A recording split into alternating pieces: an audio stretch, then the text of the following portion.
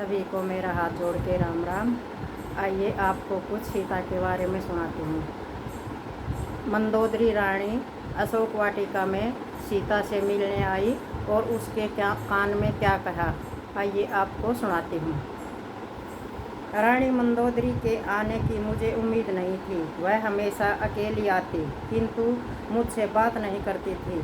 वह बस मुझे दूर से देखा करती थी। राक्षसियाँ सिर झुकाकर उसे प्रणाम करती थी। मैंने उसके उपहार स्वीकार करने से मना कर दिया था। उसके बाद मंदोदरी ने मुझे कोई उपहार नहीं भेजा, परंतु उसे धरती पर बिछे मेरे बिस्तर और मेरे फटे पुराने वस्त्र देखकर बहुत दुख होता था। वह कई बार मुझे ध्यान से देखती, परंतु मुझे समझ नहीं आया कि वह क्या देखती रहती है। एक रात को वह मुझे बहुत देर तक देखती रही, तो मैंने उससे बात करने का निश्चय किया। मुझे नहीं पता था कि ऐसी स्त्री से क्या कहना चाहिए जिसे मेरे भीतर अपना विनाश दिखता है। माता मंदोदरी, मैंने उसे संबोधित किया। सीता ने उसे कहा, माता मंदोदरी, मैंने उसे संबोधित किया। वह चकित रह गई। उसने मुझसे पूछा, तुमने मुझसे क्या कहा? मुझे भी उसका आश्चर्य अजीब लगा। बड़ी आयु की स्त्रियों को माता कहना सामान्य बात थी। मुझे लगा था कि उसे मेरी मनसा पर संदेह नहीं होगा। मेरा उसे माता कहना उसकी आयु का व्यक्तित्व पर कटाक्ष नहीं था। क्या वह ऐसा सोच रही थी कि मनुष्य द्वारा उसे माता कहना कितना उचित था? मंदोदरी ने ताली बजाई और त्रिजटा दौड़कर पास आई। उसने त्रिजटा से कुछ कहा। उसके बाद सभी राक्षसियाँ वहाँ से चली गई, गायब हो गई। मंदोदरी मेरे निकट आई। उसने मेरे कान में धीरे से कहा। अब आगे सुनना, मंदोदरी ने सीता माता के कान में क्या कहा। उसने धीरे से मेरे कान में कहा, क्या यह सत्य है कि मिथिला के राजा रानी तुम्हारे असली माता पिता नहीं हैं? क्या यह सच है कि तुम उन्हें धरती पर पीढ़ी मिली थी? ये बात कही मंदोदरी ने सीता माता से। हाँ, यह सत्य है, सीता माता ने कहा। मैं दुविधा भरे स्वर में कहा, मेरे जन्म की परिस्थितियों में रावण की पत्नी को इतनी रुचि क्यों थी? क्या वह मेरे वंश का उपयोग करके रावण को मुझसे विवाह करने से रोकना चाहती थी? मैंने सोचा, यदि ऐसा हुआ तो मैं निश्चित तौर पर उसका साथ दूंगी। वहाँ जल रही एक मशाल की मंद रोशनी में मंदोदरी की आंखें चमक रही थी। मुझे एक क्षण के बाद यह आभास हुआ कि उसकी आंखों में आंसू थे। क्या तुम्हें किसी ने बताया था कि जब तुम्हारे पिता ने तुम्हें देखा तो तुम्हारे शरीर पर कौन सा वस्त्र लिपटा था? मंदोदरी ने पूछा। वह किस रंग का था और किस चीज़ का बना था? वह विचित्र प्रश्न थे। मैंने तत्काल उत्तर दे दिया, मुझे रंग का ध्यान नहीं है, परंतु वह बहुत अच्छा रेशमी वस्त्र था। मिथिला के लोग वैसा वस्त्र प्रयोग नहीं करते। मुझे याद है, मेरी माँ ने मुझे बताया था कि उन्होंने स्वयं भी ऐसा वस्त्र कभी नहीं देखा था। मंदोदरी मेरी बात सुनकर सोच में पड़ गई। फिर वह मेरे सामने नीचे बैठ गई और बोली, मैं तुम्हें एक कथा सुनाती हूँ। यह खतरनाक कहानी है, मंदोदरी ने कहा। यदि किसी को यह पता लगा तो मेरा विनाश निश्चित है। अगर किसी को यह पता चल गया तो मेरा विनाश निश्चित है, मंदोदरी ने कहा। परंतु फिर भी मेरा मन कहता है कि मुझे यह तुम्हें सुनाना चाहिए। क्या मैं तुम पर भरोसा कर सकती हूँ? मंदोदरी बोली। क्या तुम मुझे इस कथा को अपने तक सीमित रखने का वचन दोगी? सीता से कहा। मैं यह सुनकर व्याकुल हो गई, परंतु मैंने सिर हिलाकर हामी भर दी और मंदोदरी ने कहना शुरू किया। सुनिए इस कथा को आगे मंदोदरी ने क्या कहा। मंदोदरी ने कहा, अनेक वर्ष पूर्व पहले मैं एक कन्या को जन्म दिया था।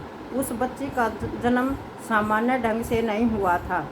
मैं उस बारे में अधिक नहीं बोलूँगी। पूरी बात तो नहीं बताई मंदोदरी ने। परंतु तुम्हें इतना अवश्य बताऊंगी कि मेरे पति मुझसे बहुत नाराज थे। असुरों के पुरोहित ने उस कन्या के ग्रह नक्षत्र देखकर यह भविष्यवाणी की थी कि वह अपने पिता की मृत्यु और राज्य के विनाश का कारण बनेगी। समझ में आई ना पूरी? वैसे तो ये पहले भी सुन रखी होंगी सब ने, पर मेरे को अच्छा लगा सुनाना, तो आप सुनिए इसको। एक आध हर किताब में कुछ न कुछ नया भी मिल जाए है सुनने के लिए, सुनाने के लिए। सुनकर विनाश का कारण बनेगी। यह सुनकर रावण को बहुत क्रोध आया और उसने उस बच्ची की हत्या का आदेश दे दिया। मैंने रावण से बहुत आग्रह किया, परंतु रावण ने मेरी बात नहीं मानी। उस कन्या को जब मृत्यु देने का तय हो गया तो मैंने एक रात पहले उस राक्षस को बुलाया जिसे उस कन्या को मारने का कार्य सौंपा गया था।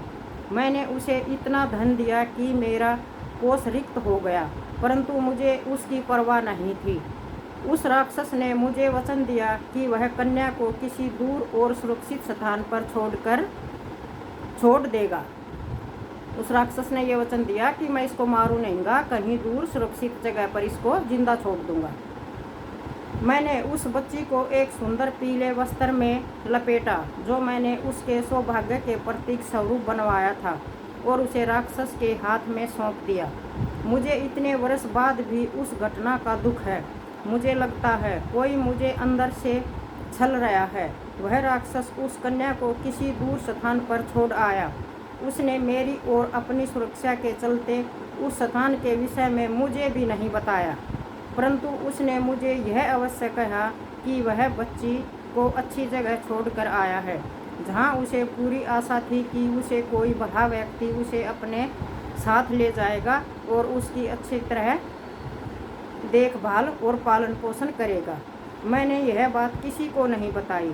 मैंने इसे अपने अंदर दिल में ठंडे खतरनाक रहस्य की तरह छिपा कर रखा है। रावण ने यह मान लिया था कि वह कन्या मर चुकी थी। कुछ समय बाद वह राक्षस भी मर गया जो उस कन्या को ले गया था। इससे मुझे राहत मिली, क्योंकि फिर मुझे यह विश्वास हो गया किसी को उस घटना के विषय में पता नहीं लगेगा। मैंने भी मान लिया कि मैं अपनी पुत्री को फिर कभी नहीं देख पाऊंगी। मैं सदा उसके बारे में सोचती थी। मुझे नहीं पता वह कैसी दिखती होगी, वह क्या कर रही होगी, उसका विवाह हुआ होगा या नहीं हुआ होगा, उसके बच्चे थे या नहीं। मैं अकेली प्रतिदिन उसकी सुरक्षा के लिए प्रार्थना करती रहती थी। मैं उसे खुश देखना चाहती थी। मुझे पता था कि मुझे इतना नहीं सोचना चाहिए। मुझे यह पता था कि उसे किसी वन या किसी नदी के किनारे छोड़ गया होगा। वह नवजात थी, हो सकता है वह मर भी गई हो। परंतु मैंने तुम्हें देखा तो मैं सोच में पड़ गई। मैंने देखा कि तुमने कैसे साहसपूर्वक रावण का आदेश मानने से मना कर दिया। हालांकि वह चाहता तो तुम्हें मार सकता था।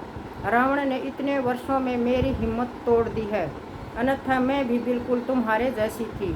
मैं हर रात तुम्हें यहाँ आकर सोते हुए देखती हूँ, और जितना अधिक तुम्हें देखती हूँ उतना ही अधिक मुझे विश्वास हो जाता है कि तुम मेरी पुत्री हो। ये देखने आई थी और ये उसके कान में मंदोदरी ने कहा था। वो छुप छुप कर देखती थी वो कैसे सोती है, कैसी दिखती है। तो मंदोदरी को यह पक्का विश्वास हो गया था कि यह मेरी कन्या है, लेकिन सीता माता ने विश्वास नहीं किया था। मुझे पक्का विश्वास हो गया था। अधिक विश्वास, तुम मेरी पुत्री हो। तुम जिस तरह बाईं करवट लेकर पैरों को छाती में लगाकर सोती हो, मैं भी उसी तरह सोती हूँ। यह मेरी पुरानी आदत है जिसे मैं छोड़ नहीं पाई। हालांकि रावण को मेरा सोने का यह तरीका पसंद नहीं है। मुझे मंदोदरी की काल्पनिक कहानी पर जरा भी विश्वास नहीं हुआ। हालांकि वह चाहती थी मैं उसे सत्य मान लूं। शायद इससे मन की गलानी कुछ कम हो जाती। मेरा मन आज भी दो हिस्सों में बटा है, मंदोदरी ने कहा। मुझे प्रसन्नता है और साथ ही भय भी लगता है। मैं यह निर्णय नहीं कर सकी कि मुझे रावण को यह बात कहनी चाहिए, अन्यथा नहीं। तो और मंदोदरी भी दो पाटों के बीच में फंस रही थी। ये वो रावण को ये भी नहीं बता सकती कि ये मेरी वही बेटी है। अगर वो उसको बताएगा तो वो उसको भी मारेगा, अगर ना बताएगा ना बताएगी तो तब भी वो टेंशन में थी कि अगर रावण ने इसको अपनी पत्नी बना लिया तो बहुत बड़ा अनर्थ हो जाएगा। तो मंदोदरी भी बहुत परेशान थी, चिंतित थी, इसी दुविधा में रहती थी। तो ये थी मंदोदरी की और सीता माता की छोटी सी एक कहानी। आप सुन के बताइए आपको कैसी लगी। आप सभी को राम राम।